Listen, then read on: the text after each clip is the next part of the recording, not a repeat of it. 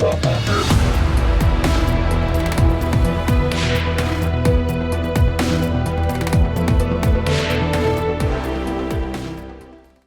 entretiens des patriotes, bonjour à tous. Finance, école, narcotrafiquants, la guerre, seule chance de survie pour Emmanuel Macron. Avant de répondre à cette question et traiter d'autres sujets d'actualité, vous connaissez la coutume sur cette chaîne, je débute toujours par remercier ceux qui m'ont permis justement de faire cet entretien en me finançant à l'aide des merci rémunérateurs. Et aujourd'hui sont à l'honneur des fidèles parmi les fidèles, Yann Pénaud, Jacqueline D, Josette Piedfort Delahaye, ma chère Yvette Poré, Dambrine Jean-Jacques, Philippe Bowen, Monique Montagnan, Marie-Valentin et Dimitri Chakounov. Merci à eux du fond du cœur. Et puis je tenais à vous remercier, c'est grâce à vous que cette chaîne se développe chaque jour, car vous l'aidez en levant le petit pouce, en diffusant sur d'autres réseaux sociaux et en écrivant de gentils messages. Hier soir, Emmanuel Macron a reçu les chefs des partis d'opposition. Pour bien comprendre l'enjeu justement de cette réunion, Guillaume Bigot. Alors, je ne vais pas tout lire, mais la sécurité de l'Ukraine, par exemple, fait partie intégrante de la sécurité de l'Europe et de la région euro-atlantique. Donc on est vraiment dans l'illustration parfaite, avec ce texte, de cette fuite en avant idéologique hors de la réalité. Hors de la réalité encore, on nous explique qu'avec cet accord, on va améliorer la sécurité de la France. Améliorer la sécurité de la France en passant un accord de défense avec un pays qui est en guerre, contre une puissance nucléaire. Et ça va améliorer la sécurité de la France. Non, mais ça se mélange là-haut, je pense. Et l'idée, c'est quoi? C'est qu'en réalité, on explique aussi qu'on va bien sûr aider l'Ukraine, mais qu'un jour, l'Ukraine, les industries de défense de l'Ukraine vont aider la France. Mais là, c'est complètement irrationnel. Et on va donner donc un argent qu'on est obligé d'emprunter à l'Ukraine, et on va donner des armes qu'on n'a même pas pour nos armées. Le tout en s'engageant pour 10 ans. Et pour 10 ans, on va aider l'Ukraine, d'ailleurs, dans ce texte, c'est écrit noir sur blanc, à récupérer ses frontières d'avant 2014. Même les Américains n'en sont pas là. Ensuite, dernière chose, on va aider l'Ukraine à intégrer les institutions atlantiques, c'est-à-dire l'OTAN. Donc en fait, il n'y aura plus jamais de paix possible avec la Russie. C'est préparé à huis clos, cette opération, puisque c'est loin des caméras, justement, puisque le débat à l'Assemblée nationale, c'est un débat public. Là, c'est à huis clos, les chefs de parti. Pourquoi? Peut-être que le président va en profiter pour montrer des images satellitaires ou de drones de la direction du renseignement militaire, des interceptions de la DGSE ou de nos alliés. Donc, il y a un côté confidentiel. Il va partager des informations. Très bien. Mais il va partager des informations avec qui? Avec ceux qu'il traitait de troupes de Poutine, c'est-à-dire le Rassemblement national et la France insoumise. Non, mais là aussi, ça se mélange un peu là-haut. Donc je pense qu'il y a quelque chose qui est très gênant, c'est qu'il veut utiliser, c'est la dernière chose, cette histoire d'Ukraine dans une perspective électoraliste, en fait, en faire une affaire pour avoir un effet drapeau, pour rallier les gens, etc. Je pense que ça peut marcher, mais ça ne va pas marcher en sa faveur, à mon avis. Je pense qu'il va vraiment réussir à en faire un enjeu électoral en dressant tous les partis contre lui. Et quand il a dit la défaite rôde, moi, je pense qu'elle rôde surtout à l'Élysée pour les européennes. Et qu'a dit Emmanuel Macron aux politiques? Macron a dit aux partis politiques qu'il n'y a aucune limite au soutien français à l'Ukraine. Il faut rappeler au chef de l'État que les gens qui n'ont pas de limite, eh bien, cela s'appelle des fous furieux. Les paroles du président de la République ont inquiété tous les chefs d'opposition, qu'ils soient de la gauche ou de la droite. Commençons par la gauche. Selon le député du Nord, M. Macron a notamment esquissé, carte à l'appui, le scénario d'une avancée du front russe vers Odessa ou vers Kiev, ce qui pourrait engager une intervention, car il ne faudrait en aucune manière laisser faire Moscou. Il a dès lors décrit un président prêt demain à s'engager dans une escalade guerrière qui peut être dangereuse. Ce député du Nord, c'est Fabien Roussel, le représentant de la France insoumise. Bompard est tout aussi inquiet. Quant à Jordan Bardella, eh bien, il l'exprime au micro de BFM. Le détail, c'est qu'il n'y a aucune limite et aucune ligne rouge. Voilà, moi, je pense que le rôle de la France, c'est de fixer des lignes rouges. Je pense qu'à partir du moment où on envisage l'hypothèse d'envoyer des militaires français et des soldats de l'armée française, en tout cas qu'on fait connaître cette hypothèse à une puissance nucléaire comme la Russie, je pense que c'est irresponsable et je pense que c'est extrêmement dangereux pour la paix du monde. Je pense que la position française est de porter la voix de la paix et que précisément c'est de porter cette expression de la raison, de l'équidistance et d'une forme d'équilibre dans les positions qui sont celles de l'Europe et de l'OTAN.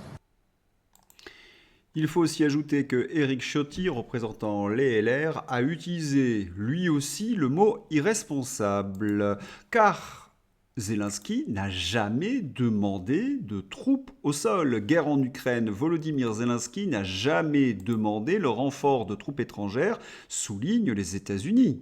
De plus, la France n'a ni les moyens financiers ni les moyens militaires pour envoyer des troupes au sol en Ukraine, à part quelques forces spéciales.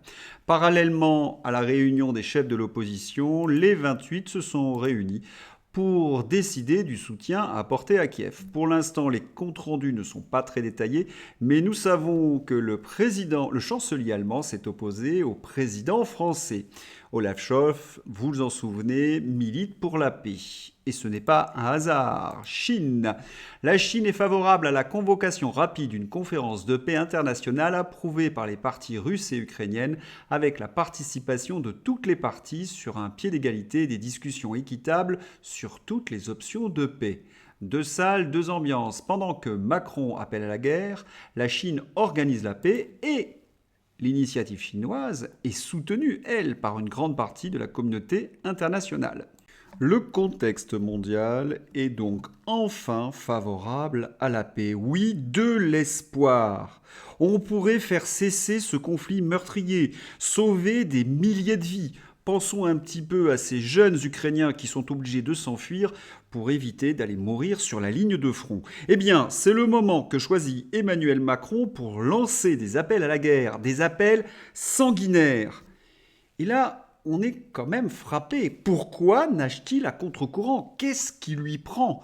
Philippe Herrlin a la solution. Le vote sur l'accord de sécurité avec l'Ukraine permettra de voir qui est pour Zelensky et qui est pour Poutine selon Macron. Et qui est pour la paix? Ce psychopathe belliciste veut sa guerre, que les députés et sénateurs ne tombent pas dans son piège. Et oui, il veut sa guerre, et il veut sa guerre pour des raisons essentiellement de politique intérieure, de petites magouilles politiciennes. Il sait qu'il est en train de perdre pied aux yeux des Français et qu'il n'y a qu'un seul costume qui pourrait un peu le rehausser, c'est son déguisement de chef de guerre. Et il l'a endossé, je vous l'ai déjà expliqué, pour essayer de mener la bataille des européennes.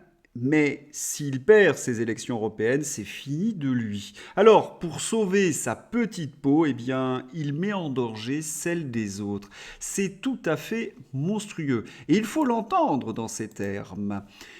Ni limite, ni ligne rouge. On pourrait lui faire remarquer qu'il confond manifestement les lignes rouges et les lignes blanches. Heureusement que les USA et les alliés européens, dont l'Allemagne, il faut aussi ajouter l'OTAN, ont signifié la fin d'une blague qui s'éternise, car l'enfant roi ne semble pas comprendre les réprimandes des adultes et les fessées déjà prises. On se demande ce qui motive le général Trinquant que vous voyez à l'écran, hormis une proximité politique avec l'enfant en question. C'est quand même sidérant. La Macronie est en train de faire naufrage et la seule bouée de sauvetage d'Emmanuel Macron, c'est la guerre. Et vous avez un général qui soutient ce narratif, comme le dit Hervé Carès, c'est qu'il doit manifestement avoir quelques proximités politiques avec Emmanuel Macron. Par ailleurs, il est très facile de reconnaître le narratif élyséen. Ils utilisent tous les mêmes mots. Ce que nous avons entendu dans la bouche de Trinquant se retrouve dans les attachés de presse de LCU, comme Renaud Pilat. Emmanuel Macron parle enfin comme la France et l'OTAN auraient dû parler dès le lendemain de l'invasion de l'Ukraine. Poutine ne comprend et ne comprendra que le rapport de force. Les budgets militaires doivent suivre désormais. Remarquez que j'ai été quand même très aimable de qualifier Renaud Pilat d'attaché de presse d'Emmanuel Macron. Non, il faudrait plutôt dire perroquet, puisqu'il prononce des phrases qui n'ont ni queue ni tête d'une voix mécanique. Ce sont les éléments de langage que l'on entend dans toute la Macronie et qui sont littéralement coupés du réel. Vladimir Poutine ne comprend que la force. Il faudrait que Renaud Pilat et l'autre volatile Nathalie Loiseau, qui utilise également cet élément de langage, nous expliquent les accords de Minsk.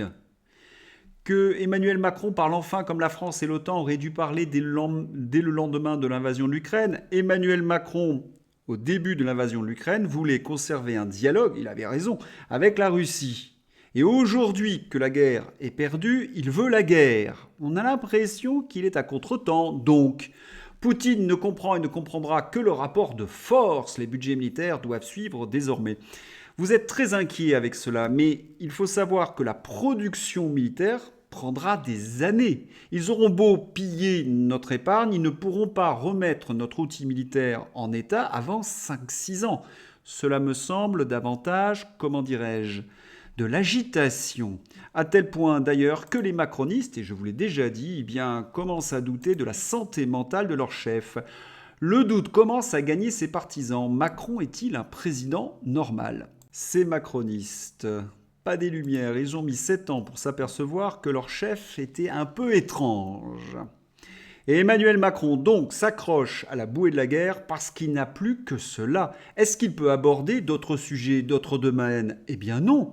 Il a tellement menti, il a tellement déçu et ses résultats sont tellement catastrophiques qu'il est obligé de faire diversion avec Zelensky. Prenons par exemple le domaine agricole. Les députés Mariani et Joron sortent d'une réunion de l'Union européenne. Nous les écoutons. Oui, c'est fait, c'est-à-dire qu'une fois de plus, Macron a trompé les agriculteurs. Une fois de plus, les agriculteurs vont se retrouver face à une concurrence qu'ils ne pourront pas affronter à armes égales. Qu'est-ce que nous venons de voter avec Virginie Joron ? Nous sortons de la commission INTA. INTA, c'est la commission qui concerne le commerce international. Le sujet, c'était entre autres les produits agricoles ukrainiens. Eh bien, je vous donne le résultat. Sur le blé, aucune limitation. C'est-à-dire que désormais, comme jusqu'à présent, j'allais dire, depuis la guerre, le blé pourra continuer à rentrer sans limite, sans contrôle, alors qu'on sait très bien que les agriculteurs ukrainiens ne respectent pas les normes environnementales qu'on impose aux agriculteurs français. Et puis sur les autres produits, à savoir le poulet, les œufs, le sucre, Macron avait dit on mettra des limites, on contrôlera tout ça. Eh bien, je vais vous dire quelle limite a été mise. C'est en clair que ça ne pourra pas être pire que les années pires. Qu'est-ce que nous demandions ? Nous demandions à revenir à une situation avant la guerre, c'est-à-dire avant que l'Europe soit inondée de ces produits ukrainiens. Eh bien, en réalité, je le dis à ceux qui sont agriculteurs, qui font du poulet, des œufs ou du sucre, eh bien, l'année 2024, l'année 2025 sera la même que 2023, c'est-à-dire que vous serez inondés par ces produits. Une fois de plus, Macron a trompé les Français, il a trompé les agriculteurs, et une fois de plus, le vote ne vous surprendra pas. Avec Virginie Joron, au nom du Rassemblement national, nous avons voté contre sur tous ces points. Le représentant de la gauche, M. Morel, a voté contre, en étant cohérent lui aussi. La représentante de M. Macron, Mme Védrenne, a été cohérente, elle a voté pour. C'est-à-dire que Macron, une fois de plus, vous a fait du en même temps. En même temps, je suis contre au Salon de l'agriculture, mais en même temps, je suis pour à Bruxelles. Les agriculteurs payeront la note. Bon courage. Et que dire des prix planchers ? Philippe Murer, les prix planchers pour les produits agricoles sont interdits par le droit européen, donc impossibles à mettre en place. Comprenez que c'est le Conseil constitutionnel qui impose que le droit européen soit respecté chez nous. Et oui, ils sont interdits par le droit européen depuis 1995, ces prix planchers. Ils sont très complexes à mettre en œuvre, contraires à la politique menée jusqu'ici par le gouvernement. C'est ce que je vous avais dit il y a 3 semaines. Le retour des prix planchers semble avoir été annoncé par Macron juste pour calmer la colère des agriculteurs. Non, cela s'appelle berner les agriculteurs. Est-ce que Macron peut revenir devant les agriculteurs ? Eh bien non, puisqu'il leur a menti. Il va donc endosser son costume de guerre. Délinquance. Le très important recrutement d'émigrés en situation irrégulière par les dealers est un phénomène qui nous inquiète. Déclaration de Nicolas Besson, procureur de Marseille. En effet, puisque Marseille est contrôlée par les narcotrafiquants. Marc Lamola sur le trafic de drogue qui gangrène la France. Nous avons perdu la guerre depuis plus de 20 ans. Marseille est totalement perdue. Si vous êtes familier de ces entretiens, vous savez que nous avons abordé très souvent ce sujet et que j'ai montré que la France basculait vers un état narcotrafiquant. À l'époque, certains avaient trouvé ces propos très excessifs parce qu'ils ne les avaient pas entendus dans la presse aux ordres. Pourtant, dès les années 2000, certains députés, certaines commissions avaient alerté justement sur la gangrène qui touchait tous les quartiers. Eh bien, aujourd'hui, c'est officiel, la France devient de plus en plus un État narcotrafiquant. Trafic de stupéfiants à Marseille, commission d'enquête du Sénat, On est en train de dériver vers un État narcotrafiquant. Que fait le chef de l'État? On se rappelle qu'il est allé plusieurs fois à Marseille. Il avait promis des milliards de lutter contre le trafic de stupéfiants. Eh bien, rien. Ni la police n'a vraiment été épaulée. Je vous conseille le film Bac Nord. La justice n'est pas là pour mettre en prison les dealers. Le résultat, c'est que le trafic s'étend et qu'il devient inarrêtable. Il faudrait l'armer. Ah oui, mais Emmanuel Macron veut l'envoyer en Ukraine. C'est une question, paraît-il, de priorité. Éducation nationale, assassinat de Samuel Paty. Ce qu'il faut retenir du rapport de la commission d'enquête du Sénat sur les menaces contre les enseignants. Le rapport du Sénat dénonce une violence endémique dans les établissements scolaires face auxquels le personnel éducatif est insuffisamment soutenu. Les chiffres sont par ailleurs sans appel. Plus de 100 000 professeurs menacés, les chiffres cataclysmiques du rapport de la commission Paty au Sénat. Oui, on en est là. Que fait le gouvernement? Ah oui! Emmanuel Macron endosse son costume de guerre. Et je pourrais continuer comme ça sur tous les sujets, sur la faillite de nos finances publiques, sur l'hôpital, sur la justice, etc. Emmanuel Macron détourne donc le regard des Français parce qu'il ne peut pas assumer son bilan. Union européenne. François Asselineau était l'invité d'Éric Morillo, Bistro Liberté. Très bon numéro, je vous mets d'ailleurs des extraits dans ma description. J'ai bien aimé ce passage. Quel est le principal reproche que vous feriez à l'Union européenne? François Asselineau, c'est d'être une dictature. Et dire qu'on entend dans la bouche de macronistes ou de certains centristes « l'Europe c'est la paix, l'Europe c'est la prospérité, l'Europe c'est la liberté », tous ces slogans éculés depuis 30 ans. Mais quel est le niveau de preuve qu'il faut leur apporter pour qu'ils puissent voir la réalité de l'Union européenne? Bon, je n'ai qu'une seule solution, qu'ils aillent chez l'ophtalmo pour changer de lunettes. Il y en a un qui aurait besoin peut-être d'aller chez l'ophtalmo, c'est François-Xavier Bellamy. Vous savez, le tête de liste des LR. Il est souvent sur nos positions souverainistes, mais il est à l'intérieur d'un parti européen, le PPE, le Parti populaire européen. Quel est le candidat du PPE pour présider la Commission européenne?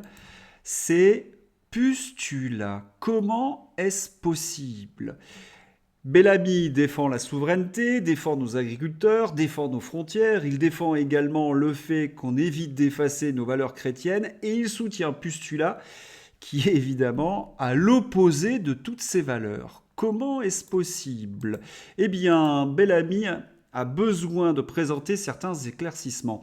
Après le vote du PPE, François-Xavier Bellamy veut fédérer les anti-Pustula. Il faudra manifestement plus parce que les électeurs LR eux-mêmes ne veulent pas voter pour Pustula.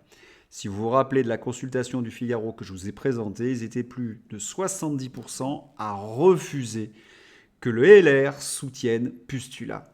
Bellamy ferait bien de méditer cette consultation. Marion Maréchal, une confession très touchante. « Je suis une survivante », révèle la candidate de Reconquête Marion Maréchal, émue aux larmes parce que personnellement sensible à la question, oui, de ce mot qui me vaut bien des désagréments. Un entretien d'une intensité rare dans Marion Maréchal se livre totalement pour Boulevard Voltaire. Je vous mets le lien dans ma description.